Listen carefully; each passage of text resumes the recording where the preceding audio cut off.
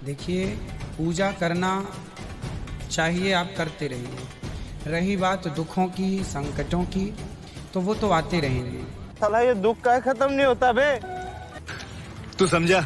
हाँ नहीं, तू समझा नहीं। जी, जो साधना कर रहे हो अन्य देवी देवताओं की, पूर्ण परमात्मा की भक्ति ना करके किसी भी ब्रह्म की, सरपुरुष की, अक्षर पुरुष की, ब्रह्मा विष्णु महेश की या दुर्गा या निरंजन की, जो तुम्हें बाद में कोई लाभ नहीं देगी।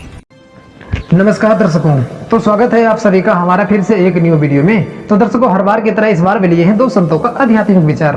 तो एक तरफ है संत रामपाल जी महाराज और दूसरी तरफ है अनिरुद्र आचार्य जी महाराज। तो दर्शकों, आज का वीडियो में हम जानेंगे कि अनिरुद्र आचार्य जी महाराज जी के शिष्य ने भरी सभा में अनिरुद्र आचार्य जी महाराज से सवाल किया कि महाराज जी, इतनी भक्ति पूजा करते हैं फिर भी हम दुखी क्यों हैं। तो अनिरुद्र आचार्य जी महाराज ने इस प्रश्न का उत्तर क्या दिया, तो देखते हैं वह वीडियो। तो वीडियो स्टार्ट करने से पहले जो भी भाई हमारे YouTube चैनल पर नए हैं तो वीडियो को लाइक एंड चैनल को सब्सक्राइब कर लीजिए। तो चलिए देखते हैं वह वीडियो। राधे राधे महाराज जी, मेरा प्रश्न आपसे ये है कि जो लोग कहते हैं कि जो पूजा ज़्यादा करता है वो परेशान ज़्यादा रहता है, तो क्या भगवान को अच्छा लगता है उनके भक्त परेशान हो? ना, ऐसा जिसने कहा है गलत कहते हैं। क्योंकि महाराज जी मेरे घर में सब खुश हैं। 4 साल से मेरी जो स्थिति है बहुत ही ख़राब हो गई है, तो हम ज़्यादा पूजा करते हैं तो सब लोग यही कहते हैं कि तुम ज़्यादा पूजा करती हो इसीलिए परेशान हो, पूजा मत किया करो। कलयुग में ऐसे कहने वाले लोग ज़्यादा हैं। और बल्कि जो भक्ति करता है भगवान को तो उसका और सम्मान करना चाहिए और लोगों के सामने उनको अच्छा दिखाना चाहिए। यहाँ तो हम लोग जो भी करते हैं वो गलती होता है और उनकी पूजा तक आ जाती है बात की पूजा मत किया करो। लोग ऐसा व्यवहार करने लगते कि तुम पूजा करती हो इसीलिए परेशान हो। देखिए, पूजा करना चाहिए, आप करते रहिए।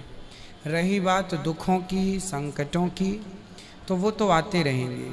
वो तो आपका जो कर्म दंड है किसी जन्म का मिलेगा। तो महाराज जी मेरा ये प्रश्न है कि कर्म दंड उसी जन्म में दें भगवान जिस जन्म में हमने गलती किया हो। समय नहीं होता ना भाई। किसान आज खेत में बीज बोएगा तो आज ही कैसे हो जाएगी, आप बताइए। ऐसे तो लोग हंसते हैं ना, उनका अपमान करते हैं कि ये पूजा पाठ में रहती है। देखो सुदामा पर भी लोग हंसते थे। सुदामा भी भीख मांगते थे, इतने बड़े भक्त थे। भगवान के भक्तों में थोड़ा सा ईश्वर के घर देर है, अंधेर नहीं है। भगवान ने, लोगों ने तो नरसिंह मेहता पर भी हंसे। जब नानी बाई का मायरा का समय आ गया, नहीं आए भगवान। हंस रहे थे लोग, लेकिन विश्वास बनाए रखा तो आए ना। विश्वास तो है मुझे। द्रौपदी पर भी लोग हंस रहे थे, साड़ी उतर रही है, पर विश्वास है। लोगों का काम क्या है? हंसना। आज से नहीं हंस रहे हैं, सतयुग में भी लोग हंसते रहे, त्रेता में भी हंसे हैं। सीता पर क्या नहीं हंसे लोग? बहुत। फिर क्या द्वापर में द्रौपदी पर नहीं हंसे कि कलयुग में आपके ऊपर और हमारे ऊपर नहीं हंसेंगे? हंसेंगे। हंसने वाले हर युग में पाए जाते हैं और ये लोग ठीक हैं अपनी जगह। लेकिन महाराज हम जी, अपनी जगह सही रहें बस। महाराज जी, तो क्या भगवान को भी तो दुख होता होगा ना, जो उन्हें चाहते हैं उनको इतनी तकलीफ हो रही है? अगर भगवान, देखो ये बताइए कि आप एग्ज़ाम दे रहे हैं जी, उस समय आप क्वेश्चन का उत्तर, प्रश्न का उत्तर सही लिख रहे हैं या गलत लिख रहे हैं? वहाँ बहुत सारे निरीक्षक लोग रहते हैं, टीचर रहते हैं। वो बच्चों को देखते हैं कि आप सही कर रहे हैं कि गलत, पर वो रोकते नहीं हैं। आप गलत लिख रहे हैं तो भी आप लिख रहे हैं, वो रोकते नहीं हैं। आप सही लिख रहे हैं तो भी वो शाबाशी नहीं देते, पीठ नहीं थपथपाते कि वाह आप तुम ठीक कर रहे हो। वो देखते हैं। अब आपकी कॉपी जमा होगी, 15 दिन बाद जो रिजल्ट आएगा उसमें पता चल जाएगा कि आपने सही किया कि गलत। उसी तरह आपका ये एग्ज़ाम चल रहा है, ईश्वर देख रहे हैं चुपचाप, परिणाम थोड़ा रुक के आएगा। आएगा ना? क्यों नहीं आएगा? आएगा। क्या द्रौपदी का परिणाम नहीं आया? आया। क्या नरसिंह मेहता का परिणाम नहीं आया? आया। क्या प्रहलाद जी के लिए खंबा से नहीं आए? आया। भक्त को सब्र रखना चाहिए। भक्ति के रास्ते पर एक चीज है, चाहिए सब्र, धैर्य। महाराज जी, इतनी तकलीफ में सिर्फ आपका भागवत सुन के शांति मिलती है। आपके जीवन में तकलीफ क्या है ये तो और बताओ। तो अभी आप सुने अनिरुद्र आचार्य जी महाराज के विचार। तो चलिए अब देख लेते हैं जगत गुरु तत्वदर्शी संत रामपाल जी महाराज के विचार। आप जी जो साधना कर रहे हो अन्य देवी देवताओं के पूर्ण परमात्मा की भक्ति ना करके किसी भी ब्रह्म की, पर सरपुरुष की, अक्षर पुरुष की, ब्रह्मा विष्णु महेश की या दुर्गा या निरंजन की, तो ये तो ऐसी साधना है जैसे कोई किसान ऊंचे स्थान पर, थली पर, पहले वर्षा पर आधारित थे सभी मानव समाज, और उस समय गरीबदास जी ने भी किसान थे। गरीबदास जी जाट ग्रुप में जाट जाति से थे, और अपने वहाँ के साथी जो किसान थे उनको भी समझाना था। इसलिए बता रहे हैं कि जो मैं भक्ति बता रहा हूँ जिस भगवान की, उसकी साधना ना करके आप अन्य जो साधना कर रहे हो ऐसी है जैसे ऊंची थलियों पर, ऊंचे स्थानों पर बीज बो दिया, खेती कर ली,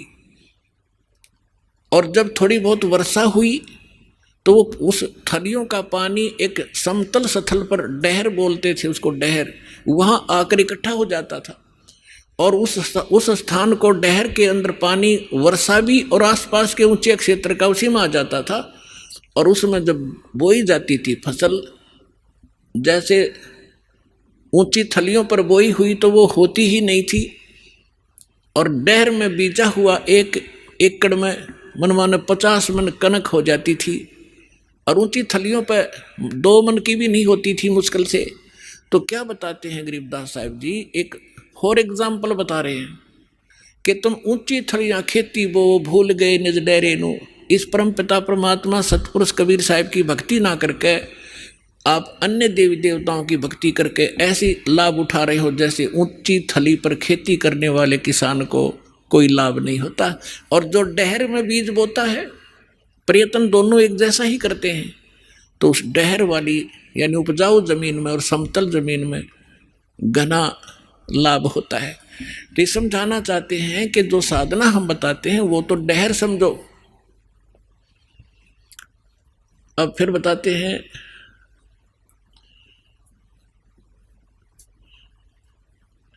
गोता मारूं स्वर्ग में जा बैठूं पाताले, गरीबदास ढूंढता फेरूं अपने हीरे मोती लाल।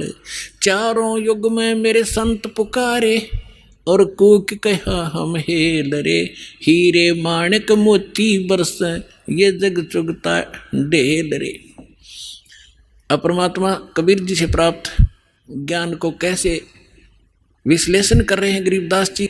कबीर साहब बता रहे हैं कि चारों युगों में मैं आया, अच्छी आत्माओं को मिला, उनको तत्व ज्ञान और यथार्थ स्थान से परिचित करवाया, सतभक्ति से परिचित कराया, और ये चारों युग में संत पुकारे और कूक कहा हम हेल रे, हीरे माणिक मोती बरसे ये जग चुगता ढेल रे। हम तत्व ज्ञान और यथार्थ साधना रूपी हीरे मोती लालों को बखेर रहे हैं, और आप जी इस ज्ञान से परिचित न होने के कारण इन लाल और हीरे मोतियों को ग्रहण ना करके कंकर पत्थर, आन उपासना रूपी कंकर पत्थर इकट्ठे कर रहे हो, जो तुम्हें बाद में कोई लाभ नहीं देगी। जो देवता बने हुए हैं, अब उन देवताओं को जब ये देवता पद प्राप्त करने की या स्वर्ग जाने की जो साधना करके चले गए, उसी साधना को ये अंतिम मान रहे थे, श्रेष्ठ मान रहे थे। तो वहां जाने के बाद फिर इनको याद आता है कि वेदों में लिखा है, क्योंकि जिन ऋषि महर्षियों ने वेदों अनुसार साधना की, और वो कहाँ गए? ब्रह्मलोक में। ब्रह्म की पूजा करने वाले ब्रह्मलोक में जाते हैं। और गीता जी अध्याय नंबर 8 के श्लोक नंबर 16 में लिखा है कि ब्रह्मलोक पर्यंत भी सभी आवागमन में है, जन्म और मृत्यु के अंदर है। तो इनको वहां पता चलता है भाई हमने वेदों अनुसार साधना की और हम यहां आगे चलो स्वर्ग प्राप्त हुआ, महास्वर्ग मिल गया, लेकिन यहां भी मृत्यु होगी, हम फिर जाएंगे इसे छोड़कर। तो वहां क्या इनकी आपस में कैसी चर्चाएं चलती हैं देवताओं की? कहते अभी हमने कोई पूर्ण संत नहीं मिला, हमारे को पूर्ण संत नहीं मिला, इस कारण से हम यहां तक की साधना की। तो वह आपस में चर्चा करते हैं भाई पूर्ण संत और कौन होता है, कैसा होता है। फिर वहां परमात्मा पूर्ण ब्रह्म इनकी आत्मा को झंझोड़ते हैं, इनको याद दिलाते हैं कि तुम पढ़ा करते थे यजुर्वेद अध्याय नंबर 40 के और श्लोक नंबर 10 से लेकर 13 तक। उसमें लिखा है कि वेद ज्ञान देने वाला जो प्रभु है वो कहता है कि वो परमात्मा की, पूर्ण परमात्मा के विषय में यथार्थ जानकारी, वो जन्म लेता है या नहीं लेता है, वो साकार है या निराकार है, उसके विषय में जो जानकारी है वो किसी तत्वदर्शी संतों से पूछो। सुनो, तो वो तत्वदर्शी संत का ज्ञान उन वेदों से भिन्न है, इससे सिद्ध है। तो फिर ये वहां चर्चा करते हैं भाई कैसे मनुष्य जीवन मिल गया, अब के जब मनुष्य जीवन परमात्मा दे देगा। कहते हैं हम पूर्ण संत की तलाश करेंगे जो वेदों से भी आगे का ज्ञान जानता हो।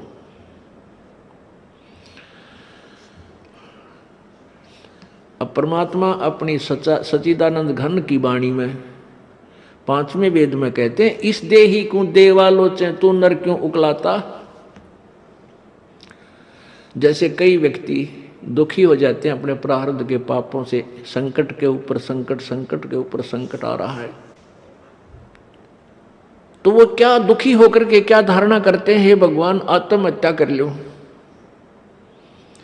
इसके विषय में परमेश्वर अपनी वाणी में कहते हैं इस देही को और देवता लोचे तू नर क्यों उकलाता। इस मनुष्य शरीर को तो देवता भी तरस रहे हैं जो तुझे प्राप्त हुआ है, और तू इससे क्यों उकलाता है, यानी इससे क्यों छक लिया। अब इससे दुखी होकर तू इसको नाश करने जा रहा है, इससे अच्छा कोई संत तलाश कर, भक्ति कर, पूर्ण संत की खोज कर। अब यहां इन जालिमों ने क्या जुल्म कर रखा है, ये नकली संतों ने, ये असली संत तक जाने नहीं देते। जगह जगह इन ठगों ने अपनी दुकानें खोल ली, ना इनको कह का पता, ना भगवान का पता, ना भक्ति का ज्ञान, और लंबे चौड़े आश्रम बना लिए और ऐसी मार्मिक बातें लिख दी। सचखंड की सड़क, वो तरह का जो सचखंड, सतलोक की सड़क माने सीधा रास्ता, पक्की, जिसमें कोई बाधा ना हो। तो श्रद्धालु तो फिर जाएगा भाई, जिसको रोग है, जिसको चाह है परमात्मा की, वहां जा फंसे नकलियां के पास। पूर्ण मोक्ष मार्ग इसी आश्रम में प्राप्त होता है। इस तरह के पता नहीं कितने संत बने हुए हैं। तो ये सबसे बड़ा काल का जाल है, ये नकली संतों का होना। तो कहने का भाव ये है कि देवता भी इस मानव शरीर को तरफ रहे होते हैं कि कभी मानव शरीर मिले, पूर्ण संत खोज करूं और भक्ति करूं। तो अभी आप सुने दोनों धर्मगुरुओं का आध्यात्मिक विचार। तो आध्यात्मिक विचार में किसका ज्ञान सही था, कमेंट में आप हमें अपनी राय जरूर दें। तो मिलते हैं अगले वीडियो में, जब तक के लिए धन्यवाद। अगर तुम लोग नए हो तो सब्सक्राइब करो, वो जो लाल वाला बटन है उस पर फूट फेंक के मारो या फिर मोमबत्ती, मुझे नहीं पता, बस क्लिक हो जाना चाहिए। नहीं, सोचिए मत, सब्सक्राइब कीजिए।